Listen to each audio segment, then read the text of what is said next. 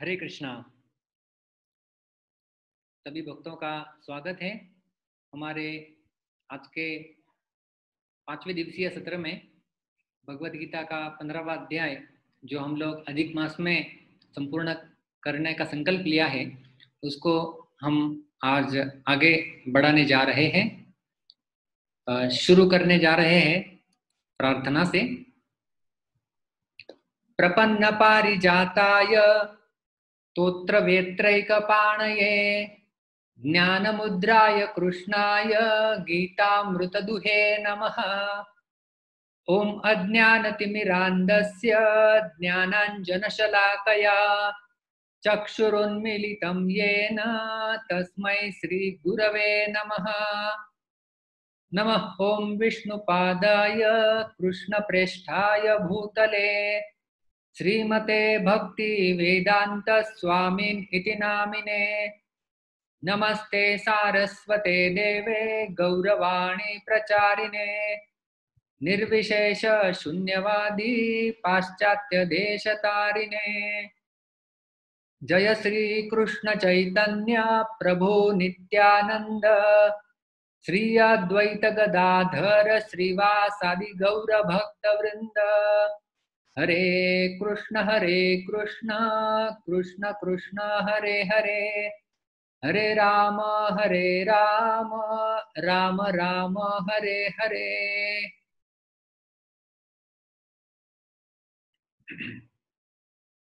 हम पठन शुरू करने जा रहे हैं।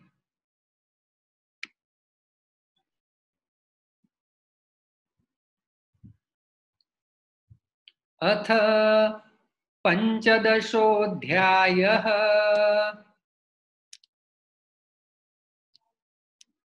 श्रीभगवान् उवाच ऊर्ध्वमूलम् अधः शाखम् अश्वत्थं प्राहुरव्ययम् छन्दांसि यस्य पर्णानि यस्तं वेद स वेदवित्।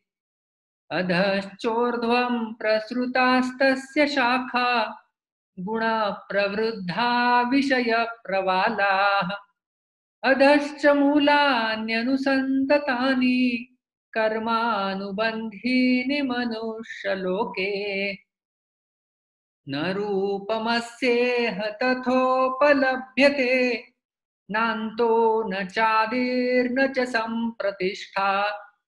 अश्वत्थमेनं सुविरूढमूलम् असङ्गशस्त्रेण दृढेन छित्त्वा ततः पदं तत्परिमार्गितव्यं यस्मिन् गता न निवर्तन्ति भूयः।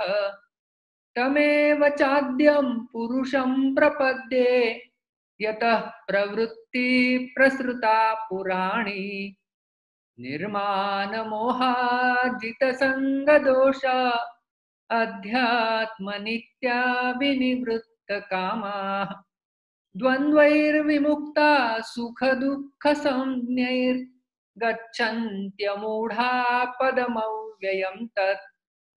न तद्भासयते सूर्यो न शशाङ्को न पावकः यद्गत्वा न निवर्तन्ते तद्धाम परमं मम। ममैवांशो जीवलोके जीवभूतः सनातनः। मनः षष्ठानि इन्द्रियाणि प्रकृतिस्थानि कर्षति। शरीरं यदवाप्नोति यच्चाप्युत्क्रामतीश्वरः गृहीत्वैतानि संयाति वायुर्गन्धानि वाशयात्। श्रोत्रं चक्षुः स्पर्शनं च रसनं घ्राणमेव च अधिष्ठाय मनश्चायं विषयान् उपसेवते।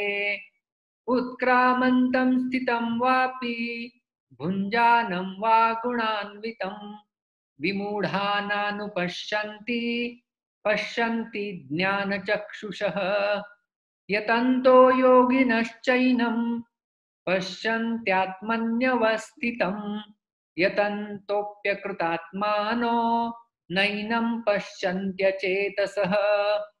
यदादित्यगतं तेजो जगद्भासयतेऽखिलं यच्चन्द्रमसि यच्चाग्नौ तत्तेजो विद्धि मामकम् गामाविश्य च भूतानि धारयाम्यहम् ओजसा उष्णामि चौषधी सर्वा सोमो भूत्वा रसात्मकः अहं वैश्वानरो भूत्वा प्राणिनां देहमाश्रितः प्राणापानसमायुक्तः पचाम्यन्नं चतुर्विधम् सर्वस्य चाहं हृदि सन्निविष्टो मत्तः स्मृतिर्ज्ञानमपोहनं च वेदैश्च सर्वैरहमेव वेद्यो वेदान्तकृत् वेदविदेव चाहम् द्वाविमौ पुरुषौ लोके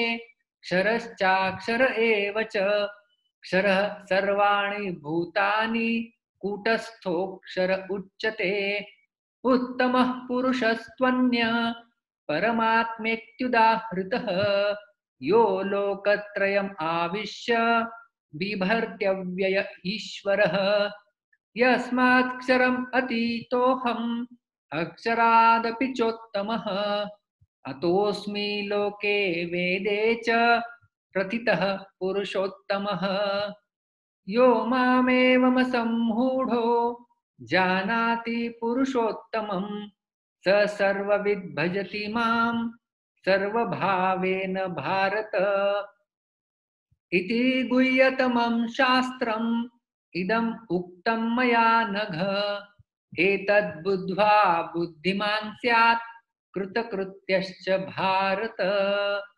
ॐ तत्सदिति श्रीमद्भगवद्गीतासु उपनिषत्सु ब्रह्मविद्यायां योगशास्त्रे श्रीकृष्णार्जुनसंवादे पुरुषोत्तमयोगो नाम पंचदशोऽध्यायः। श्रीकृष्णार्पणमस्तु।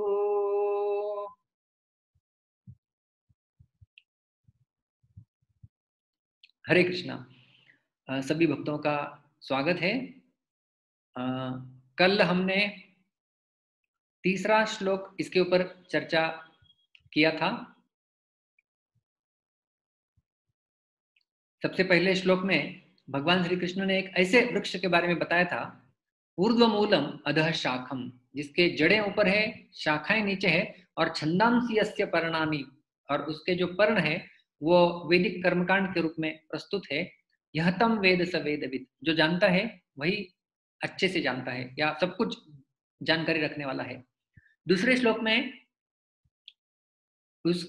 उसकी शाखाओं का विस्तार कहाँ कहाँ होता है, प्रसृतास्तस्य शाखा, और उसकी वृद्धि कैसी होती है, गुण प्रवृद्धा विषय प्रवाला, इस प्रकार से दूसरे श्लोक में और वर्णन किया गया था। फिर तीसरे श्लोक में कल हमने देखा, न रूपमस्येह तथोपलभ्यते नान्तो न चादिर्न च संप्रतिष्ठा अश्वत्थमेनं सुविरूढ़मूलम् असंग शस्त्रेण दृढ़ेन छित्त्वा। कल हमने देखा था कि किस प्रकार से ये पहले दो श्लोकों में जो भगवान कृष्ण ने इस अश्वत्थ वृक्ष की जो चर्चा की है उसका क्या करना चाहिए, उस जानकारी का, इसके बारे में वर्णन किया था। तो क्या हमने देखा था, न रूपम अस्य इह तथोपलभ्यते, इह यानी इस संसार में, अस्य रूपम इस वृक्ष जैसा रूप, न उपलभ्यते दिखने को नहीं आता, समझ में भी नहीं आता। क्यों ऐसा होता है? क्योंकि ये तीन कारण है।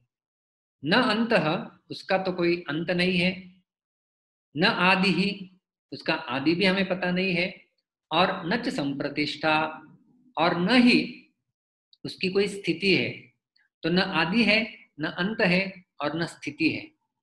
और हमने देखा था कि इसके दो विभाग होते हैं, एक देशकृत और दूसरा होता है कालकृत। देशकृत का अर्थ है कि कहां से कहां तक फैला हुआ है ये समझता नहीं, और कालकृत का अर्थ है कब शुरू हुआ है और कब जाके इसका अंत होगा, इस संसार बंधन का, वो समझता नहीं है। इसलिए न उपलभ्यते, ये समझ में नहीं आता है। और कितना भी वैज्ञानिक रिसर्च क्यों ना कर ले, लेकिन फिर भी संसार वृक्ष का आदि और अंत नहीं ढूंढ सकते। और हमने देखा था कि वास्तव में देखा जाए तो भगवान ही इसके आदि मध्य और अंत है। अहम आदि हृदयवानाम महर्षिणाम च सर्वश। और एक श्लोक हमने देखा था कि किस प्रकार से भगवान आदि है, मध्य और अंत है। और यहाँ पर देखा था कि जो अश्वत्थ, एनम अश्वत्थम सुविरूढ़ वर्ग, ये जो अश्वत्थ वृक्ष है, जो बहुत ही गाढ़ा बंधन हमारे इस संसार में हुआ है, क्या करना चाहिए? छित्वा, उसे काटना चाहिए। तो हमने देखा था श्रीधर स्वामी कहते हैं कि इसका उच्छेदन, जड़ से इसे निकाल कर नहीं फेंका जा सकता, इसलिए इसे काटना चाहिए। लेकिन ये इतना विशाल है, इसको कैसे काटा जाए? तो बताया गया था कौन सा शस्त्र प्रयोग करना है? असंग शस्त्रेण।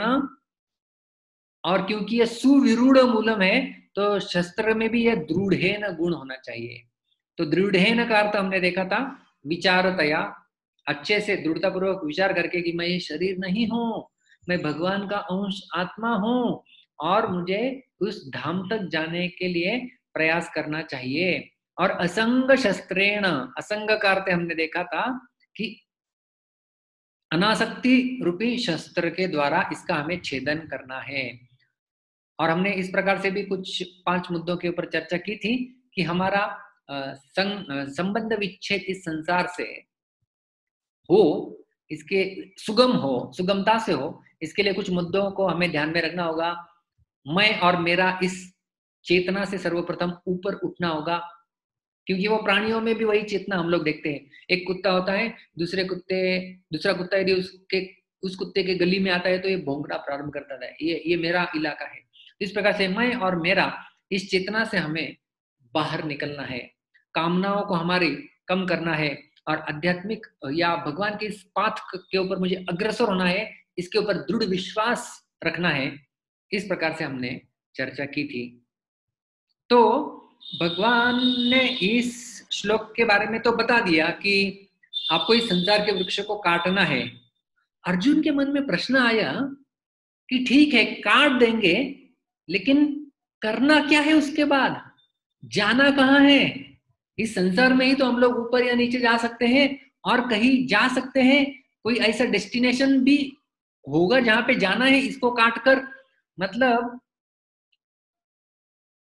हमें बता दिया जा रहा है कि यहां मत जाओ, यहां मत जाओ। अरे ये ठीक है, लेकिन जाओ तो कहां जाओ वो तो बताओ। यहां नहीं जाना है, ये मत करना है, इसे काटो, वो काटो, लेकिन कर रहे क्या उसका काट के? तो भगवान आज का श्लोक अर्जुन को कहते हैं क्या करना है।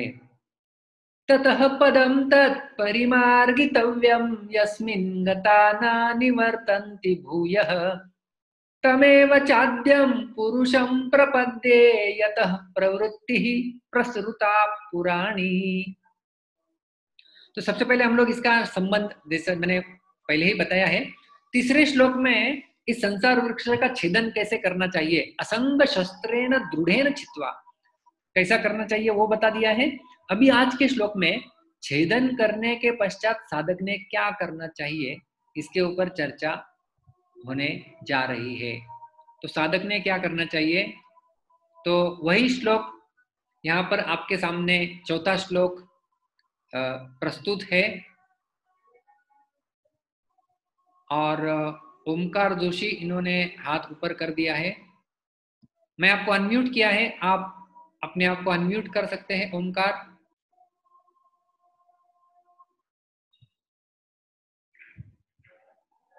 ओमकार जोशी, आप अनम्यूट कर लीजिए अपने आप को। हाँ प्रभु जी, हरे कृष्ण। आवाज सुनाई दे रहा है मेरा? हाँ प्रभु जी, आवाज आ रही है आपकी। ओके, तो अभी मैं मेरी आ रही था? हाँ, अभी मैं, आपका भी आवाज आ रहा है अच्छे से। हाँ तो मैं पहले एक शब्द उच्चारण करूंगा, मेरे पीछे आपको उच्चारण करना है। हाँ प्रभु जी। तो यहाँ पे सारे शब्द लिखे गए हैं, और जो अधोरेखांकित शब्द है वो संधि विग्रह करके लिखे गए हैं। तो सबसे पहले यहाँ पर है ततः। ततः। ततः ततः पदम। पदम। आप सभी लोगों को उच्चारण करना है, याद रखिए मेरे पीछे। पदम। पदम। तत्। तत्। तत्। तत्। परिमार्गितव्यम, परिमार्गितव्यम, परिमार्गितव्यम। परिमार्गितव्यम। हाँ, तो ये दोनों शब्द एकत्रित बन के यहाँ पर शब्द मिलता है तत्परिमार्गितव्यम। तत्परिमार्गितव्यम। Very good. यस्मिन, यस्मिन्, यस्मिन यस्मिन् गताः, गताः, गताः, गताः, दोनों मिलके बनता है यस्मिन गता। यस्मिन् गता, न, न, न न निवर्तन्ति, निवर्तन्ति, निवर्तन्ति। निवर्तन्ति। भूयः, भूयः, भूयः भूयः तम, तं, तम तं एव, एव, एव, एव, दोनों मिलके संधि बनता है तमेव, तमेव, च, च, आद्यम, आद्यम, आद्यम, आद्यम, तो दोनों मिलके बनता है चाद्यम, चाद्यम, पुरुषम, पुरुषम, पुरुषम, पुरुषम, प्रपद्ये, प्रपद्ये, प्रपद्ये, प्रपद्ये, यतः, यतः, यतः, यतः, प्रवृत्तिः, प्रवृत्तिः, प्रवृत्तिः, प्रवृत्तिः, प्रसृता, प्रसृता, प्रसृता, प्रसृता, पुराणी, पुराणी, पुराणी। पुराणी। बहुत अच्छे, थैंक यू ओमकार। धन्यवाद प्रभु जी। तो ये यहाँ पर हमने शब्दों का उच्चारण कर लिया। अभी शब्दों का अर्थ और अन्वय हम लोग एक साथ देखेंगे। श्लोक वही आपके सामने लिखा गया है। अभी क्या करना है, ततः तत्पदम परिमार्गितव्यम। ततः का अर्थ क्या होता है, छित्वा, मतलब ये भौतिक संसार को तो काट दिया है अभी, अनासक्ति के शस्त्र के द्वारा यदि काट दिया है, उसके पश्चात क्या करना है, वो है ततः, मतलब उसके बाद, तत् मतलब उस, पदम परिमार्गितव्यम, उस पद की ओर प्रस्थान करना है या उस परम पद को ढूंढना है। किस प्रकार का परम पद, कहां पर जाने के बारे में भगवान कह रहे हैं, यस्मिन गताहा, जहां पर जाने के बाद, न निवर्तन्ति भूयः, पुनः वापस नहीं आता व्यक्ति इस भौतिक संसार में। च का अर्थ है और, तम आद्यम पुरुषम एव प्रपद्ये। आद्यम पुरुषम मतलब जो आदि पुरुष है, उनको ही केवल, प्रपद्य का अर्थ होता है शरण जाना, उनको ही केवल मैं शरण जाता हूं जो आदि पुरुष है। और यतः मतलब जिनसे, पुराणी मतलब चिर, पुराणी मतलब ये आप हिंदी का या मराठी का भी पुरानी ले सकते हैं, बहुत पुरानी कथा है उस प्रकार से। पुरानी मतलब चिर काल से चलती आ रही ही प्रवृत्ति ही, मतलब ये सृष्टि और इसकी प्रसृता, जो इसका प्रसृतास्तस्य शाखा हमने देखा था दूसरे श्लोक में। तो प्रसृता मतलब फैली हुई है। तो इस पूरे श्लोक का अर्थ क्या हो जाता है फिर, पिछला और यह श्लोक दोनों एक ही साथ चलते हैं। तो इस संसार के जो आसक्ति है, उसे अनासक्ति के दृढ़ शस्त्र के द्वारा इस अश्वत्थ वृक्ष को काटना है, छित्वा, छित्वा उसके पश्चात है ततः तत्पदम परिमार्गितव्यम, उस पद को ढूंढना है जहां पर जाने के बाद व्यक्ति वापस लौट के नहीं आता। और उन आदि पुरुष, परम पुरुष भगवान को शरणागत होता हूं मैं, ऐसे बोलना है, जिनसे सारी सृष्टि का जो चिरातन काल से चलती आ रही है उसका विस्तार होता है। तो मैंने कर्सर घुमाते घुमाते घुमाते संपूर्ण श्लोक का अर्थ आप लोगों को बता दिया है। अभी हम लोग एक एक करके आगे बढ़ते हैं। तो सबसे पहला शब्द यहाँ पर बताया गया है, ततः तत्पदम परिमार्गितव्यम। तो ये जो अधोरेखांकित शब्द है परिमार्गितव्यम, उसको हमने यहाँ पे अलग किया है। ये दो शब्दों को एकत्रित मिला के बना है परि और मार्गितव्यम। तो परि शब्द का अर्थ क्या है? ये परि मतलब हमारी हिंदी वाली परि नहीं है। ये परि शब्द का अर्थ है हमको यहाँ पे मिलता है, जैसे यहाँ पर है प्रश्न परिप्रश्न। भगवत गीता के चौथे अध्याय के 34वें श्लोक में भगवान श्री कृष्ण अर्जुन से कहते हैं तद्विद्धि प्रणिपातेन परिप्रश्नेन सेवया। परिप्रश्न मतलब सम्यक प्रश्न, अच्छे से विचार करते हुए किया हुआ प्रश्न, वो है परिप्रश्न। तो वही अर्थ यहाँ पर परि का भी आता है, बहुत अच्छे से। अभी मार्गितव्यम शब्द हम देखते हैं, तो मार्ग का अर्थ होता है ढूंढना। क्या आप वहां तक जाने का मार्ग मुझे बताएंगे? तो मतलब हम किसी चीज को ढूंढ रहे हैं, तो मार्ग का अर्थ है ढूंढना। और उसके पश्चात और एक शब्द लगाया गया है तव्यम। तो जो लोग थोड़ा सा संस्कृत सीखे होंगे, कबू धावी कवि धावी, ये उनको विद्यार्थ शब्द है, ये विद्यार्थ के रूप में आता है। मतलब तव्यम जब भी लगाया जाता है मतलब वो चीज करनी ही चाहिए। उदाहरण के लिए यहाँ पर दिया गया है सर्वैहि सन्मार्गः एव अनुसर्तव्यः। सर्वैहि मतलब सब लोगों के द्वारा, सन्मार्ग मतलब अच्छे मार्ग का, एव होना ही चाहिए, अनुसरण। जैसे क्रू शब्द आता है उससे तव्य लगता है, वो बनता है कर्तव्य। कर्तव्य मतलब करना ही चाहिए। विद्यार्थी का यह कर्तव्य होता है ध्यान पूर्वक सुने। पतिव्रता स्त्री का यह कर्तव्य होता है, पति का यह कर्तव्य होता है कि अपने परिवार का पालन पोषण करे। तो यह करना ही चाहिए, उस शब्द को तव्य लगाया जाता है, जिसे कहते हैं विधिलिंग। मतलब विधि, विद्यार्थ जिसे कहते हैं, ये विधि है और ये करनी ही चाहिए। तो सर्वे सन्मार्गः एव अनुसर्तव्यः, सब लोगों ने सन्मार्ग का ही अनुसरण करना चाहिए, करना ही चाहिए। तो ये यहाँ से समझ में आता है। तो फिर यहाँ पर परिमार्गितव्यम शब्द का संपूर्ण अर्थ क्या हो जाएगा कि ततः उसके पश्चात, मतलब वो छेदन किया हुआ है, उसके पश्चात तत्पदम उस पद को बहुत अच्छे से विचार पूर्वक दृढ़ता से ढूंढना ही चाहिए। अभी समझ में आ गया होगा आपको परिमार्गितव्यम। परि मतलब बहुत अच्छे से विचार पूर्वक, और मार्गितव्यम तव्यम प्रत्यय है कि करना ही चाहिए। मार्ग का अर्थ है ढूंढना, मतलब बहुत अच्छे से सतर्कता पूर्वक ऐसे पद को, परम पदम, उस पद को हर व्यक्ति ने ढूंढना ही चाहिए और ये उसका कर्तव्य है। देखिए इस भौतिक संसार में कोई राष्ट्राध्यक्ष है, वो राष्ट्राध्यक्ष की तो बात ही दूर है, कोई जो जज होता है कोर्ट का, उनके मुख से निकला हुआ हर एक शब्द महत्वपूर्ण माना जाता है और उसको लिखा जाता है। किसी देश के राष्ट्राध्यक्ष के भी जो शब्द होते हैं वो भी बहुत मायने रखते हैं और महत्वपूर्ण माने जाते हैं, उनकी भी नोंद होती है। तो सारी सृष्टि जिनसे आई हुई है, ऐसे भगवान जब वो कुछ शब्दों को प्रयोग कर रहे हैं, इसका अर्थ हमने ये समझना चाहिए कि वो कितना महत्वपूर्ण होगा।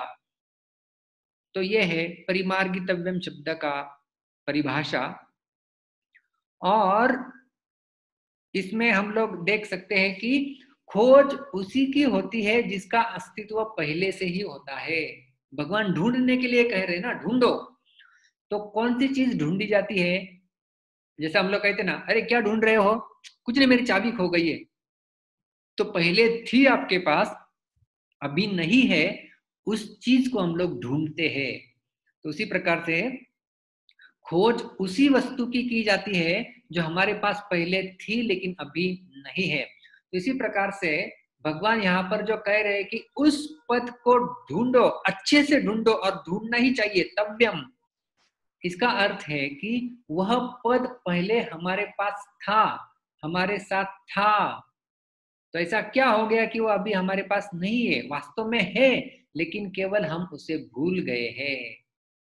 तो यहाँ पर कहा गया है जो संसार कभी अपना था नहीं, है भी नहीं और होगा भी नहीं, उसका आश्रय न लेकर जो परम पुरुष भगवान जो सदा से ही अपने हैं, अपने में है, हमारे हृदय में निवास करते हैं परमात्मा के रूप में और अभी भी है, उनका आश्रय लेना यही उनकी खोज करना है।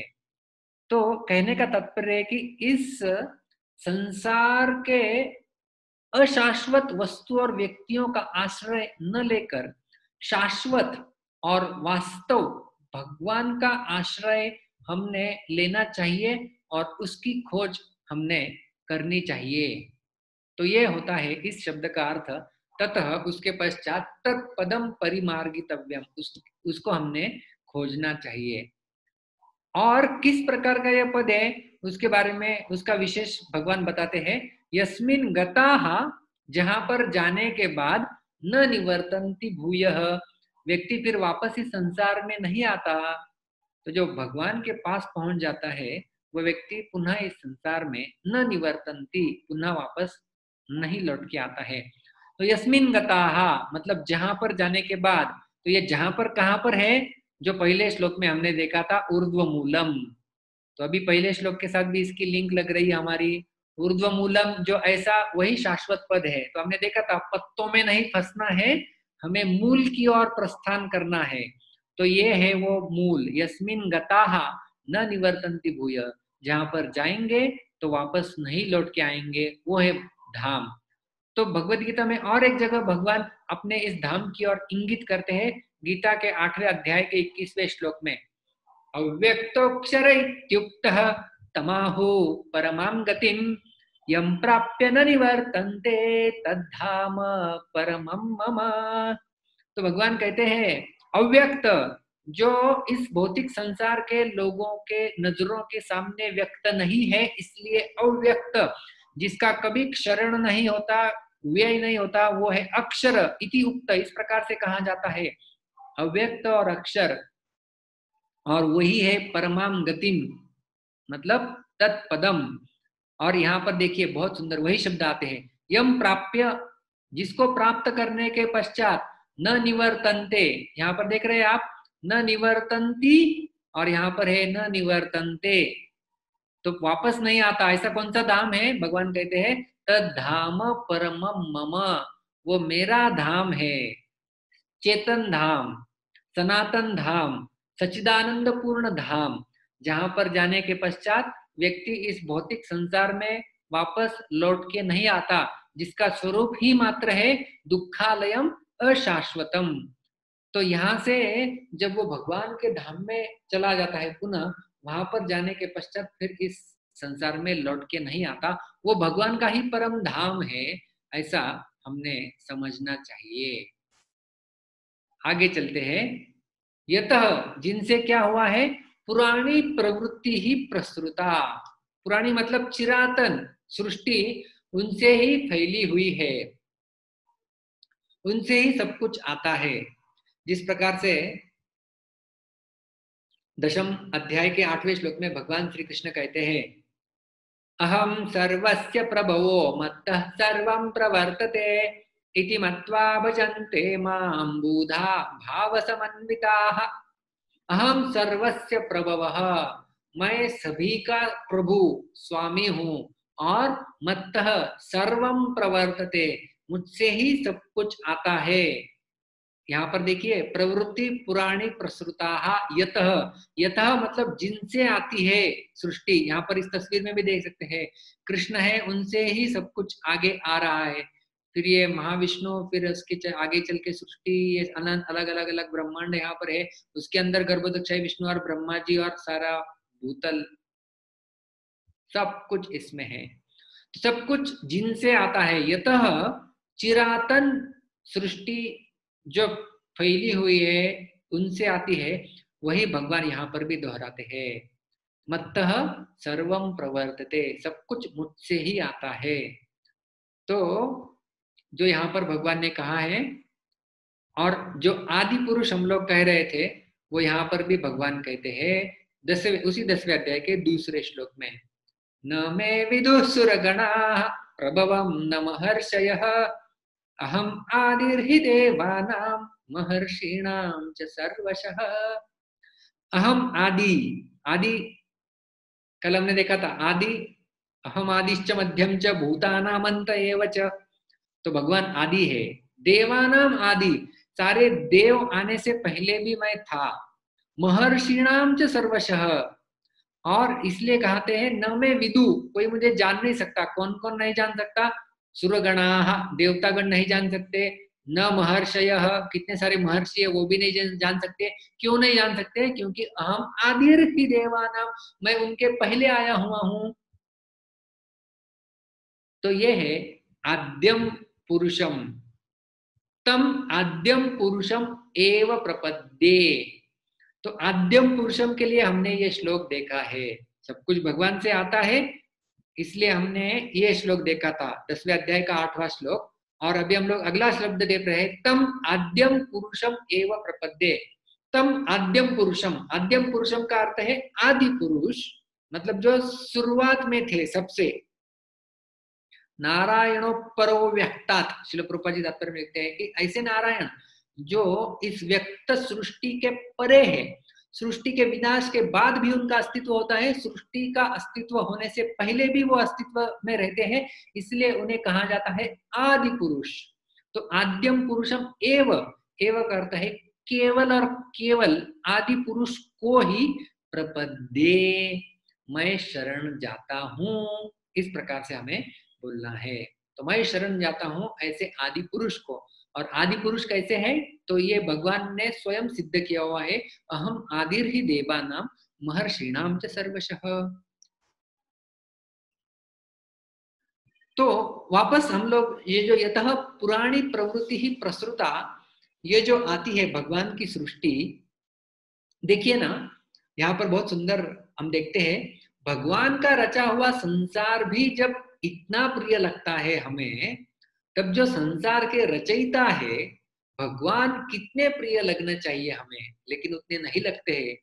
यद्यपि रची हुई वस्तुओं में जो आकर्षण का होना है, एक प्रकार से रचयिता का ही आकर्षण है। गीता 10वें अध्याय के 41वें श्लोक में भगवान क्या कहते हैं?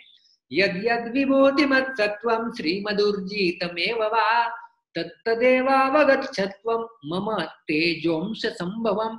इस संसार में जो भी आकर्षक तुम देख पा रहे हो हे अर्जुन, वो सब मेरा ही अंश है। तो इस संसार में हम जो भी आकर्षित, जो भी शक्तिशाली, जो भी ज्ञानमय, बलम बलवताम चाहम, सारे बलवान लोगों का बल मैं हूं, सारे आकर्षक तत्वों का आकर्षण मैं हूं, सब कुछ जो है, जो भी हम लोग इस संसार में मैस्मराइजिंग जिसे कहते हैं, आकर्षक देखते हैं, वो सब कुछ भगवान से ही प्रकाशित है। तथापि मनुष्य अज्ञानवश उस आकर्षण में भगवान को कारण न मानकर संसार को ही कारण मान लेता है और उसी में फंस जाता है। तो हमारे फंसने का कारण क्या है? क्योंकि हम उसमें जो स्थित भगवत तत्व है, उस तत्व को हम लोग नहीं देख पा रहे हैं, उसे भूल गए हैं। तो केवल हमें क्या करना है? उनका आश्रय लेना है। का अर्थ है कि हमारा ध्यान इस संसार से हटा के उस परम पद की ओर लेके जाना है और उन्हें केवल कहना है कि मैं आपकी शरण में आया हूं। और इस संसार में भी हम लोग कितनी बार शरण ग्रहण करते हैं, कितने कितने लोगों की। तम आद्यम पुरुषम एव प्रपद्ये। तो यहाँ पर बताया गया है, इस मृत्यु संसार सागर के सभी आश्रय किस प्रकार के हैं? मगरमच्छ के आश्रय की तरह ही है।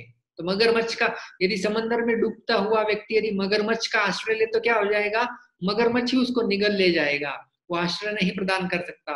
अतः मनुष्य को भी विनाशी संसार का आश्रय न लेकर अविनाशी भगवान का ही आश्रय लेना चाहिए। तो हम लोग देखते हैं, जब बीमार हो जाते हैं तो हम लोग डॉक्टर का आश्रय लेते हैं। तो यदि कोई कोर्ट केस चलती है तो हम लोग लॉयर का आश्रय लेते हैं। तो जी हाँ, हमें अपना कार्यकलाप करने के लिए ऐसे लोगों के साथ जुड़ना होता है और जुड़ना भी चाहिए, लेकिन हमारा जो मूल आश्रय है, हमारी चेतना है, वो भगवान में स्थित होनी चाहिए कि उन आदि पुरुष को मैंने शरण ग्रहण की है और इस भौतिक संसार में जो भी आकर्षक तत्व मैं देख पा रहा हूं, वो उन्हीं भगवान का एक अंश मात्र है। कल्पना कीजिए, यह सृष्टि में इतनी सुंदरता और आकर्षक वस्तु है, तो इनकी रचना करने वाले भगवान कितने सुंदर और आकर्षक होंगे। जैसे एक गाना मुझे याद आ रहा है, तारीफ करूं क्या उसकी जिसने तुम्हें बनाया। तो मतलब यहाँ पर इस संसार में कोई व्यक्ति आकर्षक, कोई तत्व आकर्षक लगता है, उनको बनाने वाला व्यक्ति कितना आकर्षक हो सकता है। और सब कुछ यदि उनसे आता है तो ऐसे आदि पुरुष को ही हमने प्रपद्य यानी शरण जाना चाहिए। और हम लोग देखते हैं श्रीमद् भागवत के दशम स्कंद में ब्रह्म विमोहन लीला, इसका वर्णन आया हुआ है। तो आप सभी को पता होगा कि ब्रह्मा जी, उन्हें कहा जाता है सेकेंडरी क्रिएटर। भगवान है प्राइमरी क्रिएटर, उसके पश्चात ब्रह्मा जी है सेकेंडरी क्रिएटर। वो भी सृष्टि की निर्मित करते हैं और वो भगवान के गुण अवतार भी माने जाते हैं। तो इसलिए ब्रह्मा जी को भी कभी कभी भगवान ब्रह्मा ऐसे कहा जा सकता है। तो ब्रह्मा जी एक बार कृष्ण और उनके ग्वाल सखाएं खेल रहे थे और एक दूसरे का झूठा खा रहे थे। ब्रह्मा जी को समझ में नहीं आया, यह क्या यही है भगवान है जिनको मैं शरण जाता हूं। तो मजाक में उन्होंने क्या किया, वो सारे ग्वाल बालों को, गैयों को चुरा के लेके गए और जब वापस आके देखते हैं तो कृष्ण ने अपना रूप से विस्तार करके सारे ग्वाल बाल और गैयों का विस्तार करके अपने आप को प्रस्तुत किया था। तो ब्रह्मा जी मोहित हो जाते हैं, विमोहित हो जाते हैं और कहते कि ऐसा कैसे हो गया। और फिर ब्रह्मा जी वो जाके आने में लगभग इस धरातल का 1 साल गुजर गया था। और ब्रह्मा जी फिर वहां पर उन्हें समझ में आता है कि यही है वो पूर्ण पुरुषोत्तम भगवान जिनकी मैं भी आराधना करता हूँ। और यहाँ पर हम लोग देख रहे हैं कि किस प्रकार से अपने चारों सरों के साथ वो गोपाल कृष्ण भगवान के सामने नतमस्तक हुए हैं और उनकी शरणागति उन्होंने स्वीकार की है। तो जो सृष्टि के निर्माता भी यदि भगवान कृष्ण उन आदि पुरुष की शरण ग्रहण कर रहे हैं, तो हमारे लिए भी शरण लेने योग्य यदि कोई है तो वही एकमात्र व्यक्ति है जो सभी को शरण देने के लिए सक्षम है। इसलिए उनका नाम है शरण्यम। सारे लोगों को शरणागति देने के लिए योग्य वो है शरण्य। तो उनकी हमने शरण ग्रहण कर ली चाहिए। यह है तम आद्यम पुरुषम एव का अर्थ है केवल उनकी ही शरण ग्रहण करनी चाहिए। तो हमने मन में यहाँ के कार्यकलाप करते हुए भी हमारे शरण का स्थान जो है वो भगवान ही सदैव होने चाहिए। तो केवल तम अहम प्रपद्ये अहम कृष्णम वंदे जगद्गुरु। तो इस प्रकार से केवल बोलने से फायदा नहीं होगा, हमें वह हमारे व्यावहारिक कृति में भी उसे उतारना होगा। तो केवल मैं शरण आ गया हूं ऐसे बोलने से क्या शरणागति हो जाती है? एक दृष्टिकोण से तो हो जाती है, क्योंकि भगवान ही कहते हैं कि कोई एक बार भी मुझे कह दे कि हे भगवान मैं आपका हूं, तो भगवान उस व्यक्ति का स्वीकार कर लेते हैं।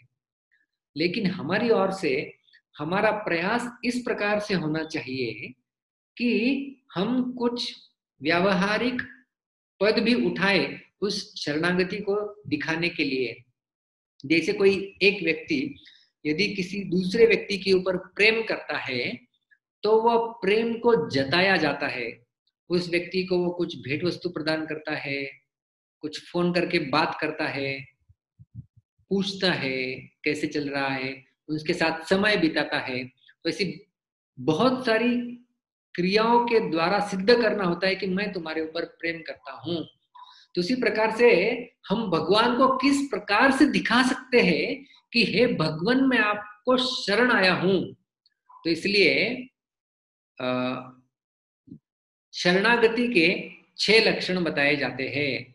ये चैतन्य चरितामृत एक ग्रंथ है कृष्णदास कविराज गोस्वामी द्वारा रचित, जो श्री चैतन्य महाप्रभु के संपूर्ण जीवन टिप्पणी का वृत्तांत सुनाता है।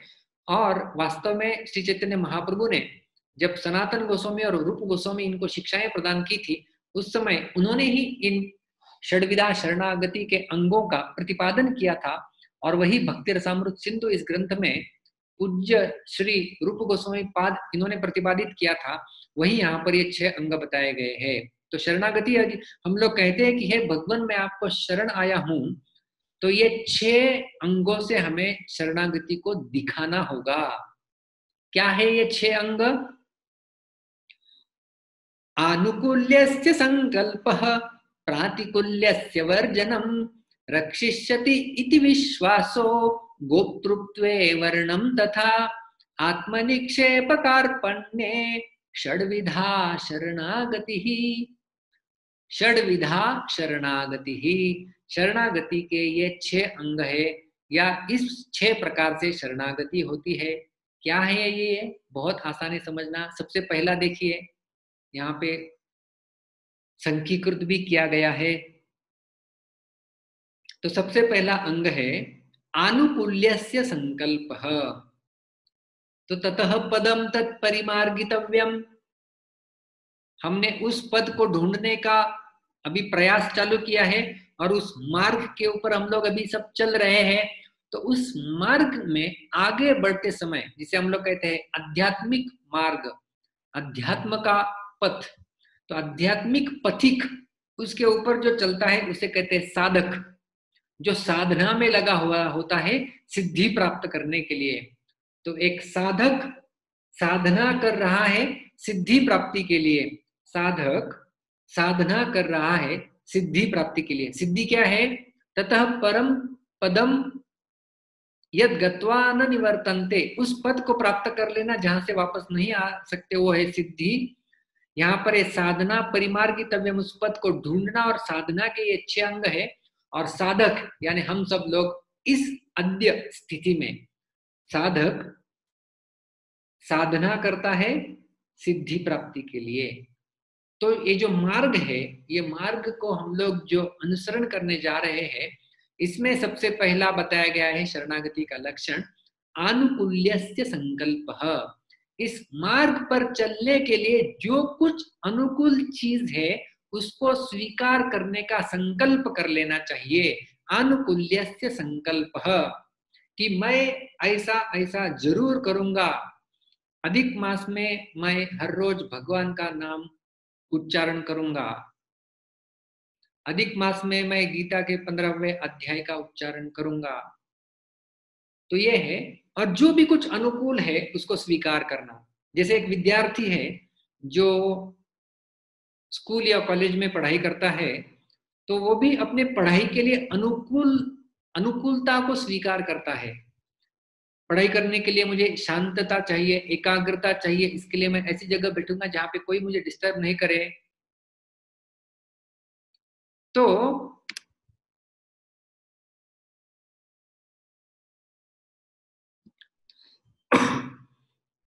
वो भी जो है वो अनुकूल वस्तुओं को ही स्वीकार करता है। तो इस प्रकार से अनुकूलता का स्वीकार करना, जो हमारे मार्ग में अग्रसर आगे बढ़ने के लिए आवश्यक है, उसका ही केवल स्वीकार करना, यह है आनुकूल्यस्य संकल्पः। तो उन भगवान को हम लोग शरण ग्रहण कर रहे हैं, तो उनका नाम जप करना, उनके विग्रह का दर्शन करना, उनको प्रणाम करना, क्योंकि भगवान ने ही कहा है मन्मना भव मद भक्तो मद्याजी माम नमस्कुरु मामे वैश्यसि सत्यम ते प्रति जाने प्रियोसि में। मन में मेरा ध्यान करो,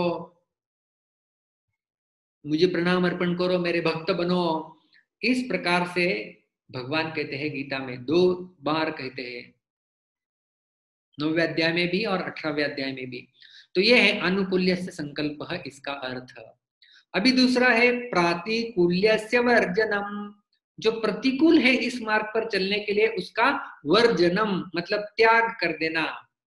जैसे कोई डायबिटिक मधुमेह हुआ पेशेंट है और उसे डॉक्टर ने कहा है कि आप स्वीट मत खाइए, तो उस स्वीट उसके स्वास्थ्य के लिए अभी प्रतिकूल है, इसलिए उसका त्याग कर देता है।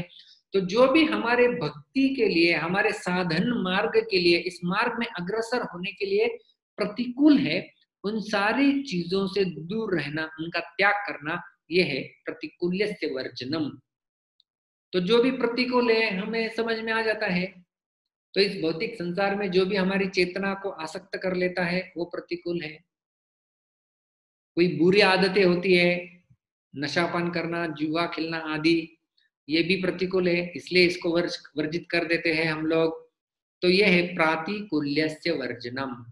तीसरा है रक्षिष्यति इति विश्वासो, किसी भी परिस्थिति में भगवान मेरी रक्षा करेंगे, यह विश्वासो, विश्वास होना।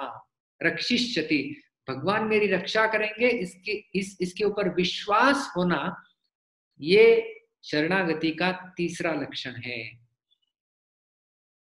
तो जो भी परिस्थिति में अभी हम हैं, जरूर भगवान हमारी रक्षा करेंगे, ये विश्वास हमें होना चाहिए। यह शरणागति का तीसरा लक्षण है।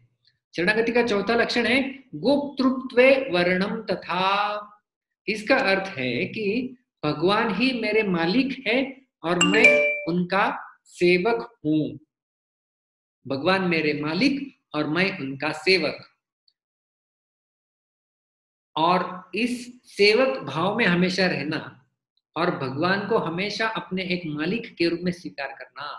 जिस प्रकार से एक प्राणी होता है, पेट एनिमल, पाळीव प्राणी ज्याला आपण म्हणतो मराठीमध्ये, पालतू पशु, तो जिसे जो वो पालतू है, वो मालिक के प्रति हमेशा शरणागत रहता है। मालिक कहता है कुत्ता, उसको कहता है टॉमी कम यार, तो वो तुरंत आता है। टॉमी गो, टॉमी शांत हो जाओ, तो वो तुरंत शांत बैठता है। तो उस प्रकार से भगवान के प्रति स्वामित्व की भावना रखना और खुद के प्रति दास्यत्व की भावना रखना, यह है गोप्तृत्वे वर्णम तथा, शरणागति का चौथा लक्षण।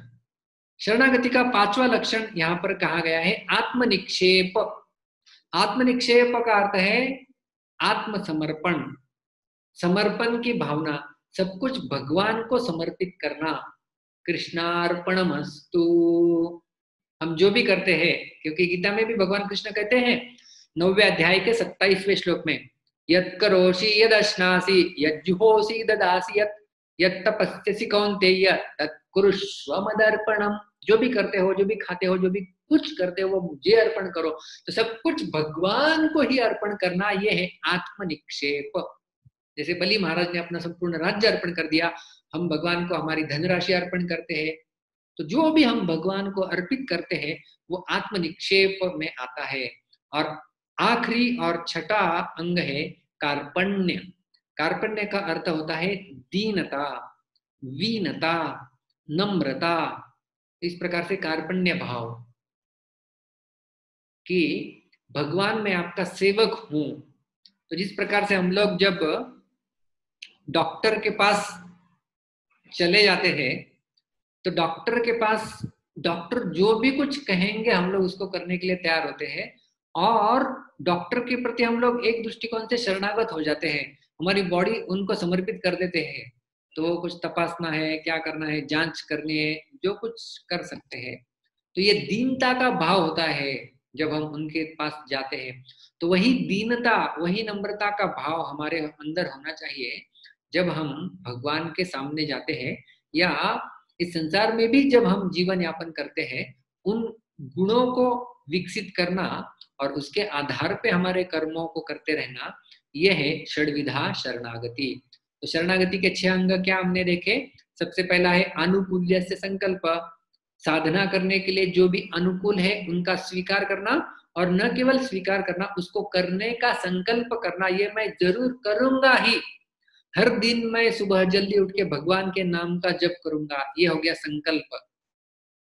और संकल्प में बहुत शक्ति होती है, इसलिए अनुकूल चीजों का संकल्प करना, और उसके साथ साथ प्रातिकूल्य से वर्जनम, जो प्रतिकूल है उनका त्याग करना, जो बुरा संग है उसका त्याग करना, जो बुरी आदतें हैं उनका त्याग करना, यह है प्रातिकूल्य से वर्जनम। तो जैसे हम लोग जब किसी डॉक्टर के पास जाते हैं तो डॉक्टर बोलते हैं कि ये गोली है, ये सुबह नाश्ते के बाद, और ये दवाई रात को सोने से पहले लेनी है। तो वो हो गया गोलियों का लेने का क्रम। और उसके साथ साथ कहते हैं कि 10 दिन के लिए स्वीट नहीं खाना, तले हुए पदार्थ नहीं खाना। तो जो गोली लेने के लिए कहा है वो है अनुकूल्य से संकल्प, और जो स्वीट और तले हुए पदार्थ खाने के लिए नहीं कहा है, वो है प्रातिकूल्य से वर्जनम, तो उसका हमें वर्जन करना है। यदि प्रतिकूल चीजों का वर्जन नहीं करेंगे तो डॉक्टर ने परहेज तो दिया हुआ है, यदि हम उसका पालन नहीं करेंगे तो गोली लेके भी फायदा नहीं होगा। तो केवल ये छोड़ा है, ये छोड़ा है, ये नहीं कर रहा हूँ, ये नहीं कर रहा हूँ, लेकिन जो करना चाहिए वो यदि नहीं कर रहे हैं तो उसका फायदा नहीं होता है। इसलिए पहले नंबर पे आया है अनुकूल्य से संकल्प, उसके पश्चात है प्रातिकूल्य से वर्जनम। तीसरा है रक्षिष्यति इति विश्वासो, भगवान किसी भी हालत में मेरी रक्षा जरूर करेंगे। उन्होंने द्रौपदी की रक्षा की है, उन्होंने गजेंद्र की रक्षा की है, उन्होंने पांडवों की रक्षा की है, मेरी भी रक्षा भगवान जरूर करेंगे, ये विश्वास होना, ये शरणागति का तीसरा लक्षण है। और चौथा लक्षण है गोप्तृत्व वर्णम तथा, इसका अर्थ है कि भगवान के प्रति मालिक का भाव और खुद के प्रति सेवक का भाव वो रखना, आत्मनिक्षेप, सब कुछ जो भी हम कार्य करते हैं वो भगवान को अर्पित करना। और कार्पण्य का अर्थ है दीनता नम्रता के साथ रहना, ये है षड्विधा शरणागति। तो इस प्रकार से जब हम इन 6 विधियों का पालन करते हैं शरणागति का, और जब भगवान को कहते हैं कि अहम प्रपद्ये, मैं शरणागत हो रहा हूं, तब उस शरणागति का दखल लिया जाएगा भगवान के द्वारा। केवल यदि मैं कहूं कि मैं आपसे प्रेम करता हूं, आई लव यू, लेकिन मेरे लिए कुछ करो वो मत पूछो, इस प्रकार से नहीं चलेगा। तो उनके लिए कुछ करना है, और वो करने के दिखाने के लिए ये षड्विधा शरणागति का जो है वो मार्ग है। तो इस प्रकार से आज हमने देखा कि इस भौतिक संसार का जो भौतिक संसार में जो ये जो अश्वत्थ वृक्ष है, इसको हमने असंग रूपी शस्त्र से काटना है, और उसके पश्चात क्या करना है वो यहाँ पर भगवान बता रहे हैं कि ततः पदम तत् परिमार्गितव्यम, उस पद की और हमें प्रस्थान करना है, उसे ढूंढना है जहां पर यस्मिन गताः न निवर्तन्ति भूयः, जहां पर जाने के पश्चात वापस इस संसार में व्यक्ति नहीं आएगा, और उन आदि पुरुष भगवान को ही मैं शरण जाता हूं ऐसा कहना है, जिनसे सारी सृष्टि जो चिरातन काल से चलती आ रही है उसकी निर्मिति और उसका फैलाव हुआ है। और वो जो शरणागति है प्रपद्य, हमने देखा वो केवल बोलने से नहीं होती है, उसे कहते हैं केवल लिप सर्विस, बोलने से केवल लिप सर्विस होती है। तो केवल बोलना नहीं है, उसे करके दिखाना है, और करने के लिए हमने देखे थे षड्विधा शरणागति, शरणागति के 6 अंग है, उन अंगों को भी हमने प्रदर्शित करना चाहिए और भगवान को दिखाना चाहिए। यहाँ पर हम लोग विराम देते हैं। बहुत बहुत धन्यवाद। हरे कृष्णा। तो किसी का कोई प्रश्न है तो आप हैंड रेस।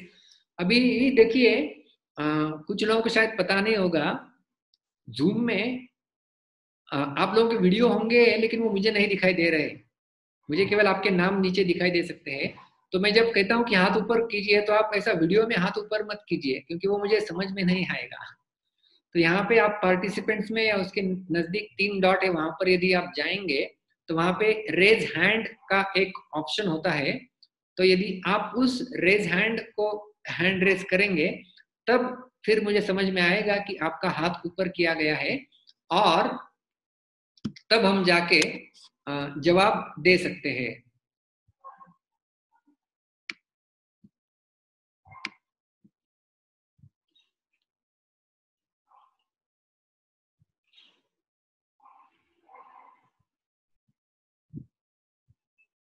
तो कुछ लोग, कुछ भक्तों के हाथ ऊपर आए हुए हैं, मैं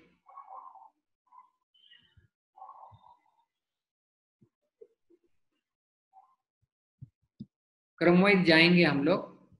खुशबू पंजाबी, आपको मैंने अनम्यूट किया है। हरे कृष्ण प्रभु जी। हरे कृष्णा। यस प्रभु जी, आपने अभी जो नम्रता का लास्ट में बताया हमें फॉलो करना चाहिए। इवन हम लोग ने शिक्षाष्टकम में भी एक श्लोक है हमारे नम्रता के ऊपर।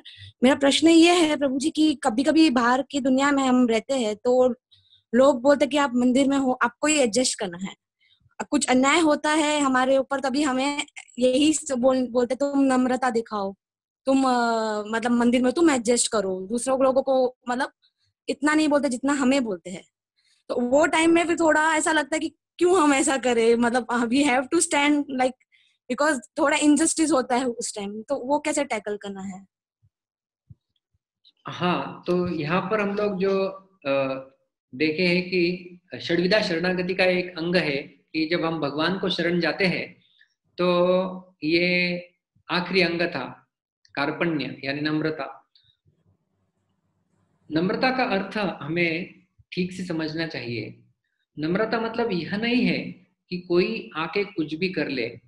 नम्रता का सही अर्थ क्या होता है कि जो भगवान की इच्छा है उसमें अपनी इच्छा को मिला के कार्य करते रहना, वो है नम्रता। उदाहरण के तौर पे अर्जुन जब लड़ाई कर रहे थे तब भी वो नम्र थे। क्यों वो नम्र कहे जा सकते? क्योंकि बिना गुस्से में आके बिना शौर्य का प्रदर्शन किए तो लड़ाई नहीं हो सकती। लेकिन फिर भी अर्जुन नम्र थे क्योंकि उन्होंने अपने भगवान की इच्छा के साथ अपनी इच्छा मिलाई थी, इसलिए वो नम्र थे। और आप लोगों ने वो नारद मुनि और वो सर्प की कथा तो सुनी ही होगी। एक सांप था, वो बिना कारण ही काट लेता था लोगों को, तो सारा डर फैला हुआ था। तो एक बार जब नारद मुनि वहां पर आते हैं तो सांप को सलाह देते कि आप बिल्कुल इस प्रकार से काटा मत करो। तो फिर सांप एकदम शांत हो गया, बिल्कुल कुछ नहीं करता था। तो बच्चे पत्थर फेंकने लगे और देखा कि अरे कुछ नहीं कर रहा है ये सांप, तो फिर अत्याचार भी करना प्रारंभ किया उन्होंने उस सर्प के ऊपर। तो फिर नारद मुनि वापस आए, देखते अरे ये तो अधमरा हो गया सांप, ऐसा कैसे हो गया? तब वो बताते हैं सर्प सब कुछ वास्तविकता क्या हुई थी। और फिर नारद मुनि कहे थे कि अरे देखो मैंने आपको क्या कहा था, इन लोगों को डसना नहीं है बिना कारण, लेकिन आप अपना फन तो दिखा सकते हैं, वो तो शक्ति आप में है। तो इस प्रकार से फिर उन्होंने वो कार्य शुरू किया। एक बार फिर वापस बच्चे मारने के लिए आए तो उसने अपना फन उठाया, बच्चे भाग गए। तो अभी वो काटता नहीं था लेकिन अपना फन दिखाता था। तो इस प्रकार से वो हम नम्रता सीख सकते हैं। तो नम्रता का अर्थ यह नहीं है कि अपने आप को बहुत कम समझना। नम्रता का अर्थ है कि अपने आप के बारे में कम सोचना और भगवान के बारे में ज्यादा सोचना, और मैं उनकी सेवा के लिए निमित्त मात्र कैसे बन सकता हूँ इसके बारे में विचार करना और सोचना, वो है वास्तव में नम्रता। Thank you. सचिन जी, मैंने आपको हरे कृष्ण प्रभु जी। हरे कृष्ण प्रभु जी। हाँ सचिन, हरे कृष्ण प्रभु जी। बोलिए सचिन प्रभु। हाँ प्रभु जी, एक बात ये पूछनी थी कि अभी आपने थोड़ी देर पहले चित्र में ये बताया था कि यदि श्री कृष्ण परमात्मा आदि पुरुष है और ब्रह्मा विष्णु और महेश उनके बाद में उत्पन्न हुए हैं। मेरी आवाज आ रही है प्रभु जी? बिल्कुल आ रही है, कहते जाइए आप। तो श्री कृष्ण अवतार को विष्णु जी के अवतार क्यों मानते हैं? श्री कृष्ण को विष्णु के अवतार क्यों मानते हैं? क्योंकि देखिए 3 विष्णु है इस संसार। वो तो आदि पुरुष है ना?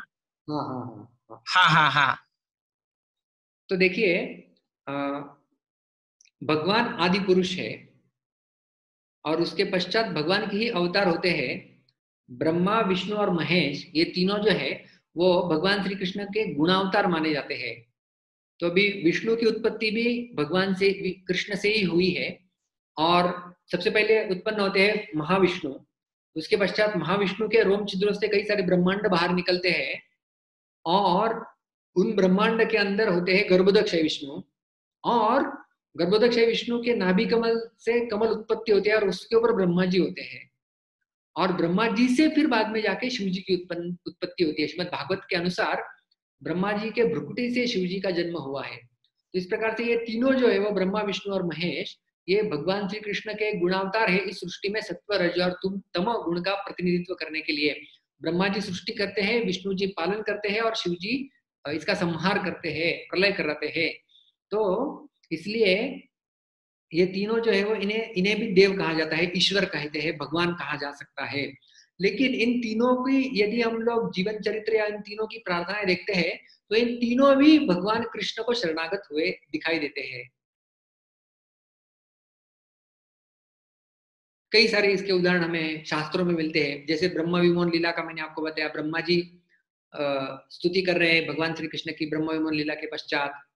और इस प्रकार से शिव जी भी, उनको जब पूछा गया कि आप किसका जप करते हैं, उनके हाथ में माला है, पार्वती देवी ने पूछा था आप किसका जप कर रहे हैं, तो कहते हैं कि राम नाम वरानने, मैं राम नाम का जप कर रहा हूँ। और इस प्रकार से महाविष्णु भी एक बार उनको दर्शन लेने की इच्छा हुई थी कृष्ण के, तो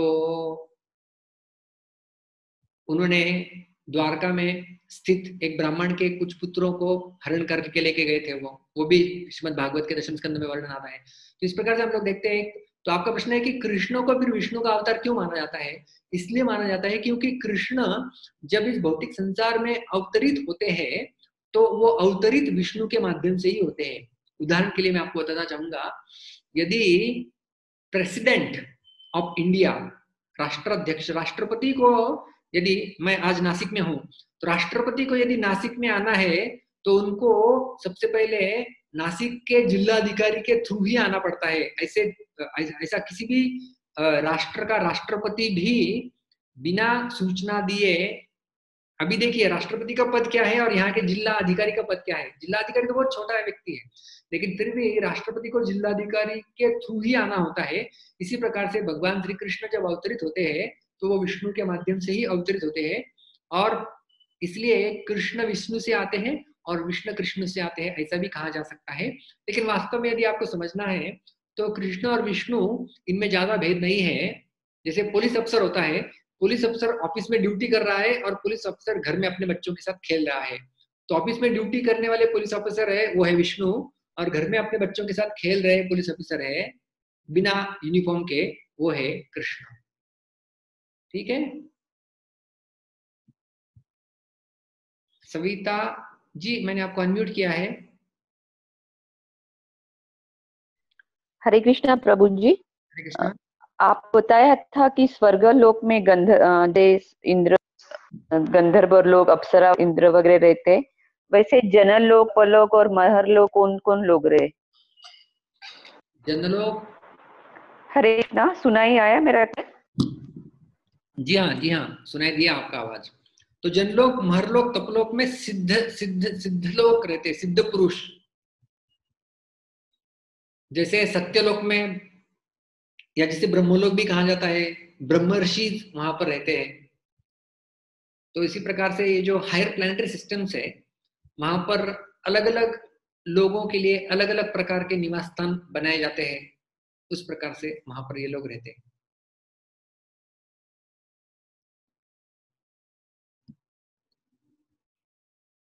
वंदना जी मैंने आपको अनम्यूट किया है। Hare Krishna Prabhu ji, very nice class, thank you Prabhu ji. एक तो ये आपसे रिक्वेस्ट थी कि आपने जैसे पहले दिन वाला तो लेक्चर भेजा था यूट्यूब पर, उसके बाद नहीं आया है, तो आएगा ना?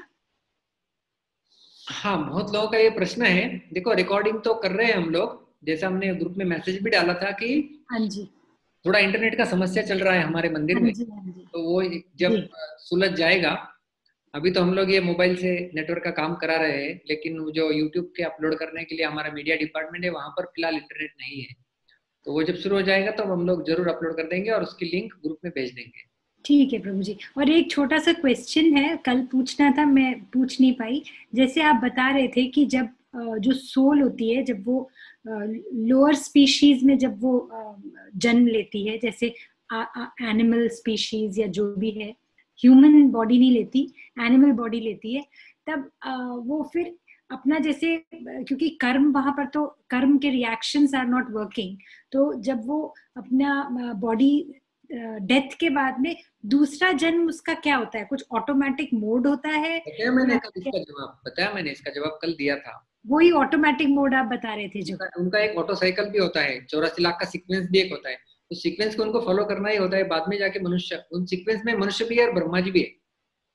ठीक है, तो वो पूरा चक्र है, उस चक्र को, और उसके साथ साथ अभी देखिए वो इतना जटिल है क्योंकि मनुष्य भी, हम लोग इतने कर्म कर रहे हैं। जैसे मैंने ये भी उदाहरण दिया था, इस संसार में मैं एक खून करता तो मुझे एक बार फांसी होगी, 10 खून करूंगा तो भी एक बार ही फांसी होगी जी।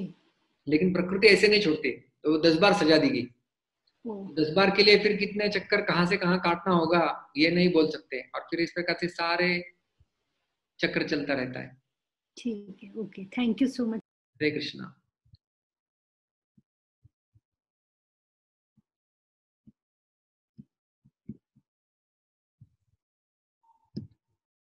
प्रधान, मैंने आपको अनम्यूट किया है। प्रधान जी, अपने आप को अनम्यूट कीजिए।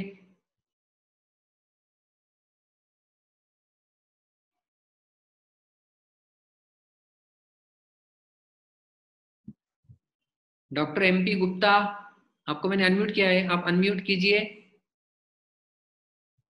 डॉक्टर गुप्ता। हरे कृष्णा गुरुजी। हरे कृष्णा, पूछिए पूछिए, आ रहा है। भगवान चैतन्य एक है और उसकी भक्ति करने वाला चैतन्य तक पहुंचने वाला एक है। तो ये अनेक प्रकार के प्रवचन के अंदर जब भगवान के नाम बताए जाते हैं, जिससे अलग अलग पंथ है, जैसा शिव है, वैष्णव है, इसके कारण भक्त के मन में दुविधा उत्पन्न होती है। तो ये सब मानव निर्मित है या पहले से ये बताए हुए है? ये तो कोई मानव निर्मित नहीं है, ये तो सब भगवान के अवतार, भगवान के अंश, ये तो सब शास्त्रों में वर्णित है और इसमें भ्रमित होने की आवश्यकता नहीं है, क्योंकि उन शास्त्रों में जो दिया गया है उसके आधार पे ही तो हमें हमारा जीवन यापन करना होता है। जैसे 16वें अध्याय में गीता के भगवान कहते हैं, तस्मात् शास्त्रम प्रमाणम ते कार्य व्यवस्थितौ ज्ञात्वा शास्त्र विधानोक्तम कर्म कर्तुम इहार्हसि। तो शास्त्रों के आधार पर हमने कर्म करना चाहिए। तो ये सब शास्त्रों में वर्णित आता है। ये कुछ लोग बोलते हैं, संसार में नास्तिकवादी लोग होते हैं कि ये सब मन घटित है, लेकिन ये मन घटित नहीं है, ये सब शास्त्रों में आया हुआ है। और जो भी हम लोग जो चर्चा कर रहे हैं, अभी देखिए ना, कृष्ण स्वयं कहते हैं कि अहम सर्वस्य प्रभवः मत्तः सर्वं प्रवर्तते। 10वें अध्याय का 8वां श्लोक हमने आज देखा। तो सब कुछ मुझसे ही आता है। तो भगवान कह रहे हैं सब कुछ मुझसे आता है, तो हमारा उतना विश्वास होना चाहिए कि सही में भगवान से ही आ रहा है। 7वें अध्याय के 7वें श्लोक में भगवान कृष्ण कहते हैं, मत्तः परतरम नान्यत् किंचिदस्ति धनंजय मयि सर्वमिदं प्रोतं सूत्रे मणिगणा इव। मत्तः परतरम नान्यत् किंचिदस्ति धनंजय, एक किंचित भी मेरे से ऊपर इस संसार में कोई नहीं है, मुझसे ऊपर कोई नहीं है।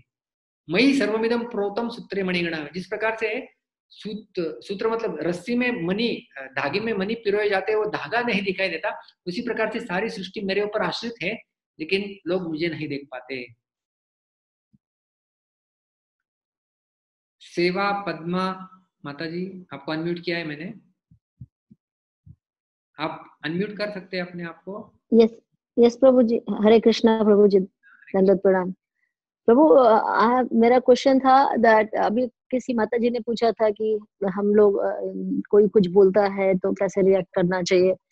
सो एज ए प्रैक्टिसिंग डिवोटी हमको हर चीज को एज ए भगवान की मर्जी लेके सोचना चाहिए कि this is Krishna's plan and I have to just tolerate it because it is coming to me because of my some previous karma, और we should react also.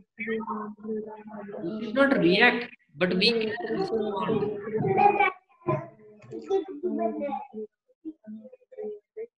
We cannot react, but we can respond. And we respond in a way, इस प्रकार से हम लोग प्रतिक्रिया देते हैं कि जो भी मेरे साथ हो रहा है वो भगवान की विशेष कृपा ही है। और बहुत अच्छा प्रश्न है, इसका विस्तार से जवाब जो है वो कल के और उसके बाद आने वाले सत्र में आपको मिलने वाला है। प्रधान जी, मैंने आपको किया था अनम्यूट, आपका आवाज आ रहा था, आप अनम्यूट करेंगे वापस या फिर हम लोग अगले? हाँ, हरे कृष्णा। हरे कृष्णा। हाँ प्रभु जी, मेरा ये सवाल था कि आप बोले ना शरणागति भगवान से होती है, जैसे प्रहलाद की, द्रौपदी की या गजेंद्र मोक्ष की। तो हम जैसे भक्त इतने शुद्ध भक्त नहीं है जैसे देखा जाए तो फिर और भी उतनी नहीं होती। तो फिर भी कभी कभी ऐसा वक्त आता है कि हम लोग शरणागति चाहते हैं पर भक्त बनने की कोशिश तो कर रहे हैं, तो भगवान हमारी सहायता करते हैं।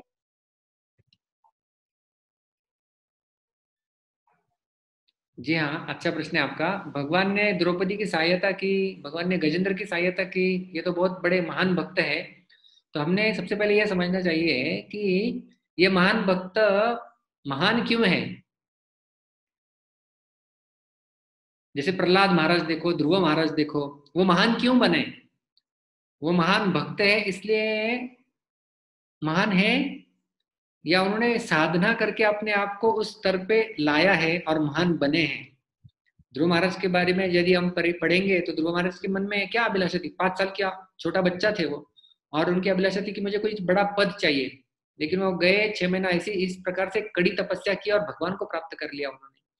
तो हम हालांकि साधक है, हम सिद्ध नहीं है, लेकिन हमारा ये साधक का प्रवास सिद्धता लेके जाएगा।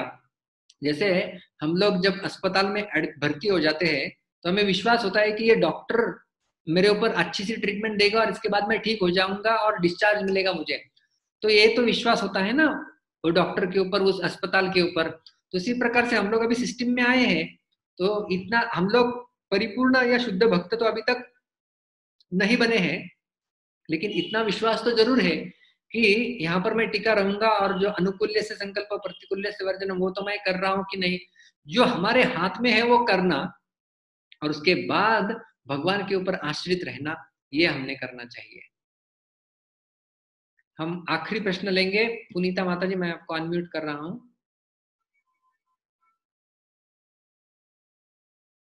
हरे कृष्णा प्रभु जी।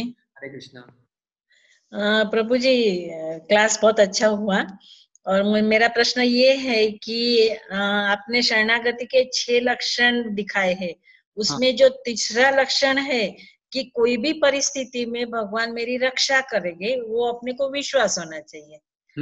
वो हाँ प्रभु जी, वो समझ में आया। वो मनुष्य हम लोग समझ सकते हैं, लेकिन ये गजेंद्र थे तो उनको, वो तो प्राणी थे, तो उनको कैसा विश्वास हुआ कि भगवान का मैं नाम लूंगा, वो पुष्प अर्पण करूंगा तो भगवान जरूर मेरी सहाय करेंगे। तो ये हम लोग इंसान और ये जानवर, ये जो उसमें डिफरेंस कैसा है, ये उनको कैसे विश्वास हुआ था प्रभु जी? देखो, गजेंद्र जो श्रीमद् भागवत के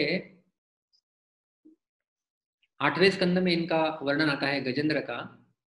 तो गजेंद्र जो प्राणी बताए जाते हैं, हाथी के रूप में थे, हाथी की योनि में थे, उनका पिछला जन्म बताया गया है।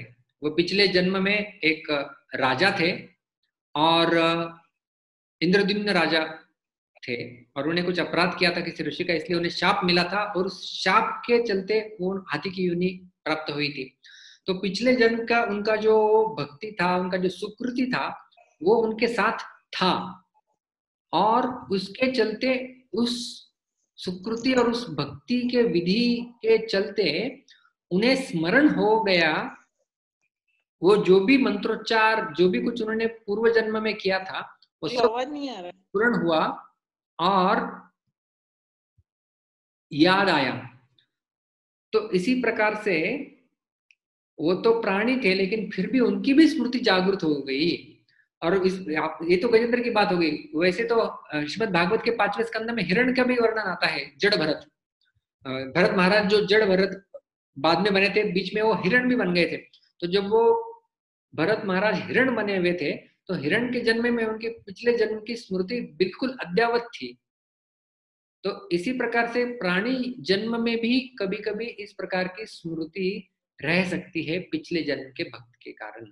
तो गजेंद्र पिछले जन्म में एक राजा इंद्रद्युम्न थे, भक्त के रूप में जो भी उन्होंने किया था वो उन्हें याद रहा। तो हमें जो विश्वास रखना है, वो विश्वास इस प्रकार से रखना है कि भगवान मेरी रक्षा अवश्य करेंगे। और जैसे जैसे उन्होंने इतने सारे भक्तों की है, भी प्रहलाद की है, देखिए ना, प्रहलाद छोटे बच्चे थे, हिरण्यकशिपु जो कि सबसे बड़ा उस समय का सबसे बड़ा आतंकवादी कह सकते हैं उसे, उसके चुंगुल से प्रहलाद को बचाया था नरसिम्हदेव ने। और नरसिम्हदेव प्रकट तो बाद में हुए हिरण्यकशिपु को मारने के लिए, लेकिन उसके पहले अप्रकट रूप में भी भगवान ने कितनी बार रक्षा की उनकी। उबले हुए तेल से बचाया, हाथी के पैरों के तरह कुचलने का प्रयास किया, पहाड़ से फेंक दिया, नदी में डुबाने का प्रयास किया, अग्नि में जलाने का प्रयास किया, सब कुछ किया, लेकिन फिर भी भगवान ने रक्षा की। तो हम लोग भगवान को कम से कम ऐसी प्रार्थना कर सकते हैं। हमारा विश्वास यदि नहीं होगा आज पूरी तरह 100% की भगवान मेरी रक्षा कर लेंगे, तो कम से कम हम भगवान को इतनी प्रार्थना कर सकते हैं कि हे भगवान, आपने जिस प्रकार से द्रौपदी की, गजेंद्र की, प्रहलाद महाराज की, ध्रुव महाराज, इन सबकी रक्षा की, उस प्रकार से आप कृपया मेरी भी रक्षा करना।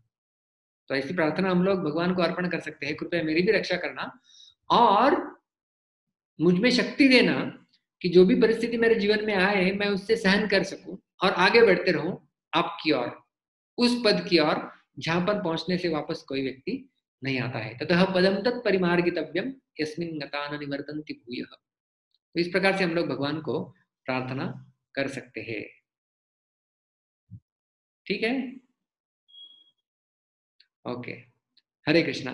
तो अभी हम लोग यहाँ पर विराम देंगे और यहाँ पर भगवान ने उस पद तक जाने के लिए कहा है कि जहां पर जाने से व्यक्ति वापस नहीं लौट के आएगा, लेकिन ऐसा कौन व्यक्ति है जो उस धाम तक पहुंच पाएगा, उसके लक्षण क्या होते हैं, इसकी चर्चा हम हमारे कल के सत्र में करेंगे।